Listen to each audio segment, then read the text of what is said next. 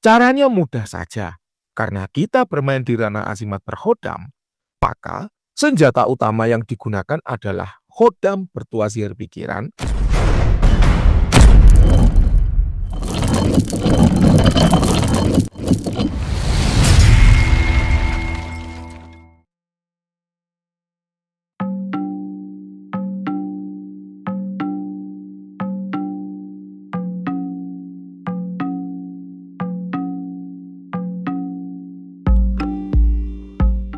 Ada yang bingung, gimana sih Mbah caranya mempengaruhi pikiran orang lain?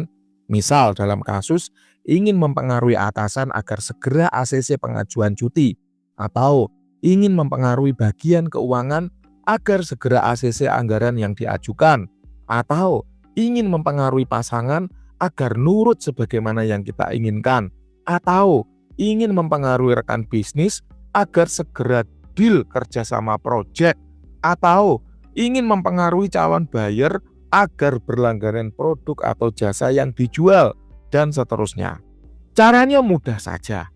Karena kita bermain di ranah azimat berhodam, maka senjata utama yang digunakan adalah hodam bertuah sihir pikiran yang mampu mempengaruhi target melalui alam bawah sadar sebagaimana kodam berikut ini.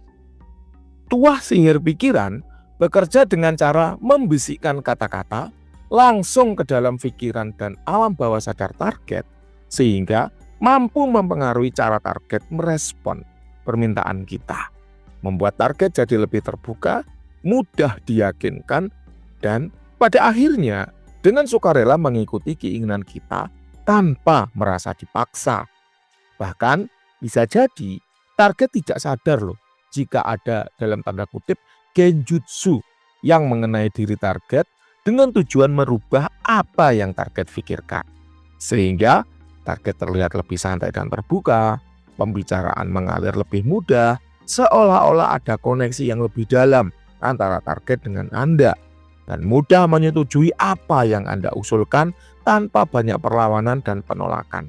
Sebagaimana contoh berikut ini buktinya. Assalamualaikum Mbah. 2-3 hari ini kok cewek-cewek pada jadi akrab ya Mbah. Cewek isi bensin pada ramah, papasan di jalan pada senyum. Yang paling penting, bos pun jadi makin asik untuk diajak ngobrol dan bercanda. Kayak temen aja. Efek azimat yang baru ini Mbah, ganas. Karena bekerja di ranah pikiran dan alam bawah sadar, maka kodam perewangan dengan tuah sihir pikiran mainnya itu alusan, bekerja tanpa kentara. Apalagi jika usianya tua. Makin tua kodam perewangan yang digunakan, makin halus juga mainnya, makin sulit dideteksinya, makin tidak terobati efeknya. Kenapa? Karena target saja tidak tahu dan tidak sadar bahwa dirinya kena serangan. Jadi mana mungkin dia akan melakukan pagaran atau mengobati efek serangan. Dia aja tidak sadar kok kalau kena serangan. Masuk akal ya.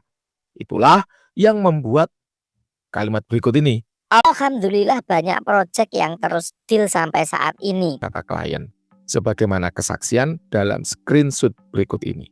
Karena memang ia bekerja dalam mode siluman atau stealth mode yang membuat tidak terdeteksi oleh target yang dipengaruhi. Perhatikan screenshot percakapan berikut ini. Selamat malam Gubes. Pengalaman saya memahar dari Gubes Wira selalu tajrib. Dulu saya pernah memahar untuk kerezekian dan alhamdulillah kodam selalu mendampingi sampai sekarang.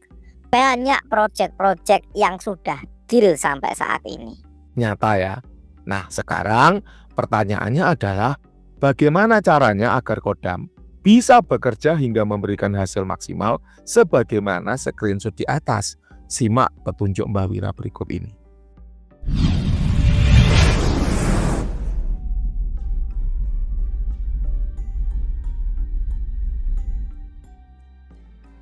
Ada 2 cara yang ingin Mbah Wira bagikan kepada Anda. Yang pertama yaitu sihir pikiran untuk target yang bisa dijumpai secara langsung atau tatap muka secara langsung. Sementara yang kedua adalah sihir pikiran untuk target yang tidak bisa ditemui atau tidak bisa tatap muka secara langsung. Berikut selengkapnya.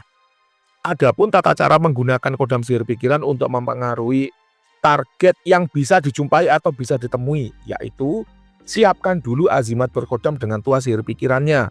Kalau Anda nggak punya, beli.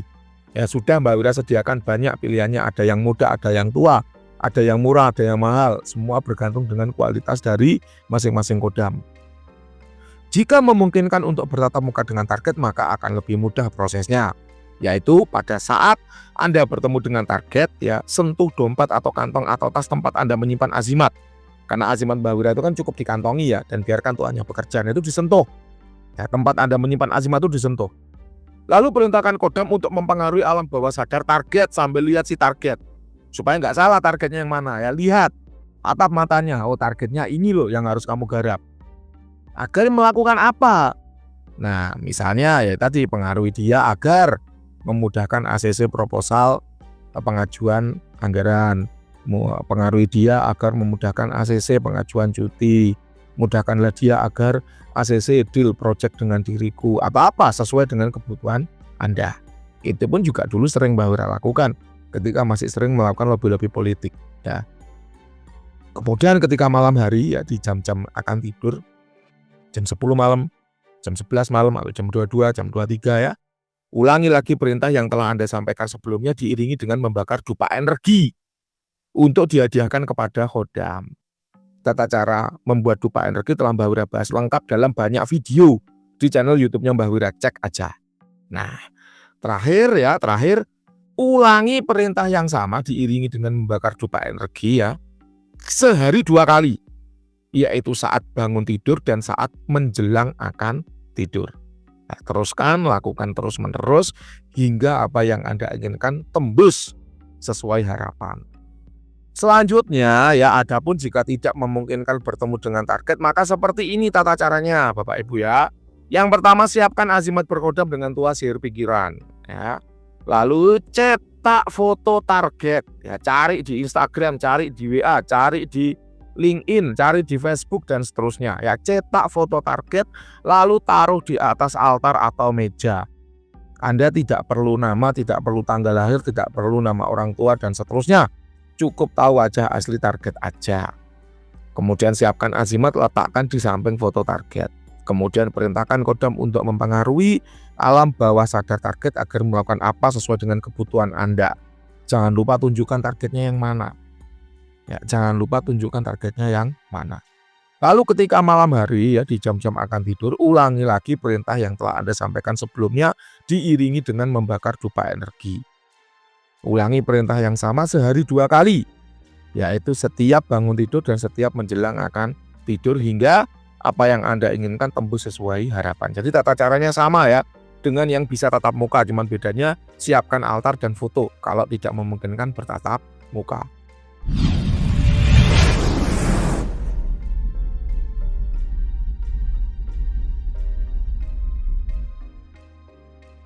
Apakah cara ini efektif? Jawabannya efektif. Baik yang udah tatap muka maupun yang dengan foto, semuanya sudah Mbak Wira praktekkan sendiri dan berhasil sesuai dengan harapan. Lalu seberapa lama waktu yang dibutuhkan hingga afirmasi kita itu tembus sesuai harapan? Jawabannya bergantung banyak hal, bergantung banyak faktor. Variabel yang mempengaruhi ada banyak sekali. Jadi masing-masing orang tidaklah sama. Mbak Wira kasih contoh. Ada si A sama si B sama-sama mengajukan cuti, sama-sama menggunakan kodam rewangan. Bos terkenal sulit dan pelit. Si A orangnya rajin, gak pernah telat, datang selalu tepat waktu, pulang selalu tepat waktu, kerjaannya bagus. Itu si A. Si B sering izin, sering telat, tengah hari sering ngilang, dah macam PNS di Konoha lah pokoknya. Datangnya telat, siang udah ngilang, sorean dikit udah pulang ya. Kira-kira kalau keduanya ngajukan cuti walaupun sama-sama ke kodam, yang lebih mudah di ACC yang mana? Nah, ini kalau otaknya waras tentu bisa mikir. Pasti lebih mudah si A. Pasti durasinya lebih cepat si A. Pasti afirmasinya lebih ringkas si A. Kenapa? Karena dalam sehari-hari dia perilakunya udah baik. Sehingga ketika mengajukan cuti, potensi atau peluang di ACC itu lebih mudah dibanding sama si B. Demikian juga ketika mengajukan proposal. Tentu si A ini akan cair lebih mudah daripada si B yang kelakuannya kayak PNS di Konoha itu tadi. Jelas ya, bisa dilogika ya. Kita lanjut contoh berikutnya, misalnya mempengaruhi hati wanita, menyihir perasaan wanita agar senang, cinta dan suka dengan dia. ada 2 orang yang melakukan si A sama si B. Si A putih, ganteng, rajin. Putih, ganteng, rajin. Si B putih, ganteng, malas. Ya, si B putih, ganteng, malas. Si A putih, ganteng, rajin, wangi, rajin mandi. Si B putih, ganteng, malas, bau, malas mandi, jorok. Untuk afirmasi yang sama, mempengaruhi target yang sama, menggunakan kodam yang sama, kira-kira mudah mana, cepat mana? Pasti jawabannya cepat si A. Jelas ya. Jadi untuk kasus yang sama, ketika kasapnya beda, akan juga beda durasi melakukan afirmasinya atau durasi pengerjaan afirmasinya. Kenapa? Kan lebih sulit. Yang B tadi kasapnya lebih sulit. Yang B tadi medannya lebih sulit karena tidak didukung dengan usaha nyata ya, yang support kepada afirmasi yang diinginkan. Ya logis ya, ini logis banget ini yang Mbak Wira sampaikan ini. Terlepas ada sisi magic dan supranatural di baliknya, tapi sangat logis yang Mbak Wira sampaikan ini. Gitu. Mempengaruhi si bos agar memudahkan naik pangkat atau naik jabatan. Ya. Misalnya si A punya 2 bos. Si A punya 2 pekerjaan. Si A mempengaruhi bos yang pertama. Bos yang pertama kosongan, nggak punya proteksi apa-apa. Bos yang kedua seperti Mbak Wira, proteksinya banyak. Kira-kira mudah mana? Pasti mudah yang bos pertama tadi yang nggak punya proteksi. Sama afirmasinya, sama perintahnya, sama pelakunya, tapi ditujukan ke target yang berbeda. Yang satu kosongan, yang satu punya pageran. Tentu afirmasinya atau durasi yang dibutuhkan lebih lama ke mempengaruhi bos yang punya pageran. Dan seberapa kuat pageran bos Anda, jarang karyawan atau bawahan yang mengetahui. Karena bos biasanya diam-diam baik.